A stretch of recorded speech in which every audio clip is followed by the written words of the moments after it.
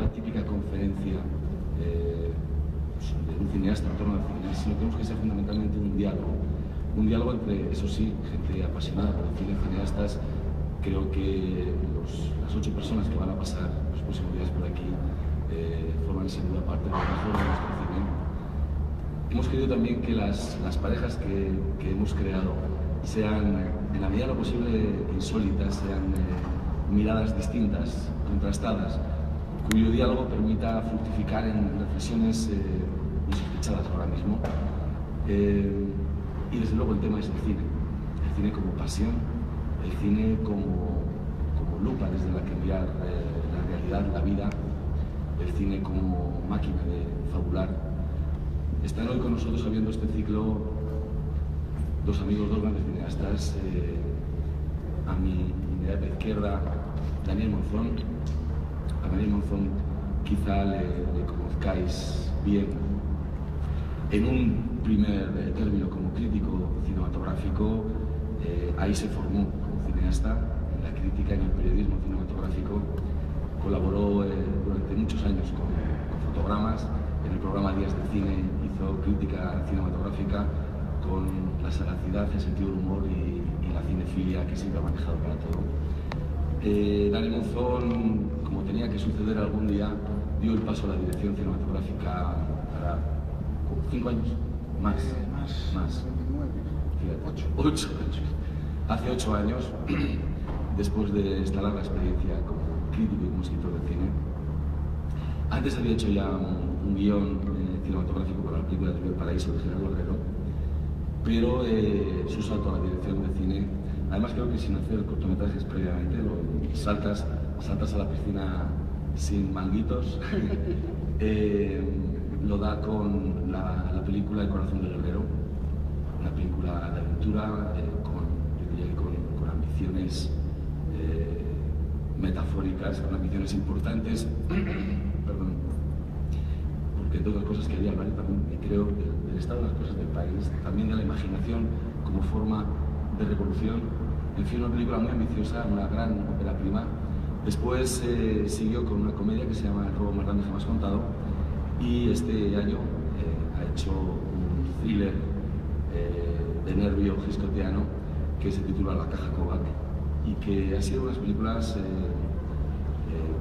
con una mayor taquilla, cosa que en un año tan negro como este, bueno, es una bendición para que una película española poder decir que ha ido gente a verla y que ha ido en cantidad apreciable, para que incluso los productores ganen algo de dinero. Está francamente bien. Daniel Monzón. Y a su izquierda está el maestro Díaz Luna.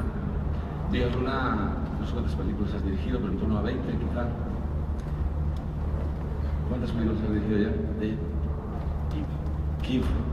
Díaz Luna debutó a finales de los años 70 con una película titulada Tatuaje, aunque la crítica, los cinéfilos, asocian su debut o su aparición deslumbrante en la historia del cine español a la película que dirigió, creo que en 1978, titulada Bilbao, una película de revolucionaria modernidad en su momento, y yo diría que aún hoy es una película que es pura vanguardia. A Bilbao le siguieron otra serie de títulos, entre ellos Caniche, Renacer, películas que fueron forjando en torno a la marca Díaz Luna un estilo muy claro, un hombre que en sus primeras películas yo creo que trabajó como nadie lo mórbido y las zonas oscuras del alma humana a través de las obsesiones. Luego ya se convirtió en un director más popular, fundamentalmente yo creo que quizá con su mayor gran éxito fue Las Edades del Lulú, o una película que te abrió puertas a un público que no había visto quizá tus películas anteriores. Y bueno, Vegas ha seguido haciendo películas, 15, entre ellas su famosa trilogía ibérica, que hoy día es un asunto clásico. Yo creo que si mandáramos un cohete a algún planeta lejano con información sobre qué es España, qué es Iberia, qué es la península ibérica, habría que incluir su trilogía. Jamón Jamón es una película que ahora se acaba de publicar un libro de Javier Angulo para celebrar el 25 aniversario de Jamón Jamón. es una película en la que Javier Bardem y Penélope iniciaron algo que ahora están consumando. y bueno, el año pasado Vigas hizo su última entrega de talento al cine español, se titulaba Yo soy el Juaní. En mi opinión, la mejor película del año. Una película que ojalá haya oportunidad de hablar ahora de ella en el coloquio. Así que tenemos con todos nosotros a Daniel Monzón, a Vigas Luna, para que inicien este espejo de miradas, para que dialoguen desde su pasión por el cine. Y quizá, bueno, la forma que se me ocurre de pasaros el testigo y que empecéis a hablar vosotros, que sois los que tenéis que hablar, es ¿por qué el cine? ¿Por qué el cine en nuestras vidas? ¿Por qué aparece el cine como instrumento, como herramienta, como lenguaje, como pasión? La verdad es que podría ser... ¿Por qué tuvo que ser el cine?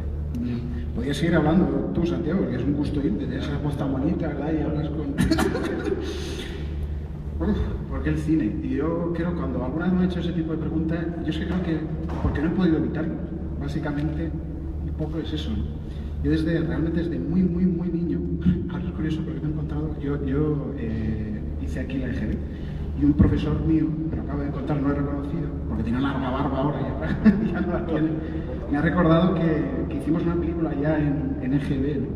Y que nos pasó Caligari, etcétera, y dice, pues tú apuntabas mucho y eres una persona como muy interesada. Yo desde que de muy pequeño, mi abuela me llevó a ver King Kong, pero la antigua, pero muy pequeño, 5 años o así, me quedé absolutamente fascinado con esto. Yo no sabía que casi que existían las películas, pero me identifiqué claramente con el gorila. Yo quería ser ese gorila, poder desnudar a esa mujer en mi mano.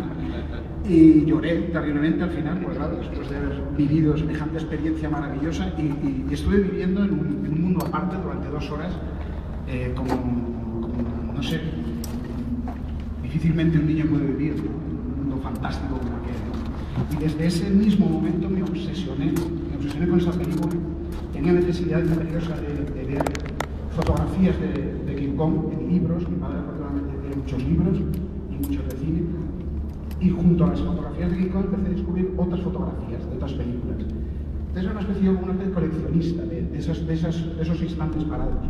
En cuanto una de esas fotos que ya tenía similares en la cabeza, la podía contrastar en la televisión o en el cine, en una filmoteca que había aquí en Valencia muy buena. Aquí, realmente mi educación sentimental fue en Valencia, nací en Mallorca, pero pasé aquí desde los 7 a los 19 que me fui a Madrid.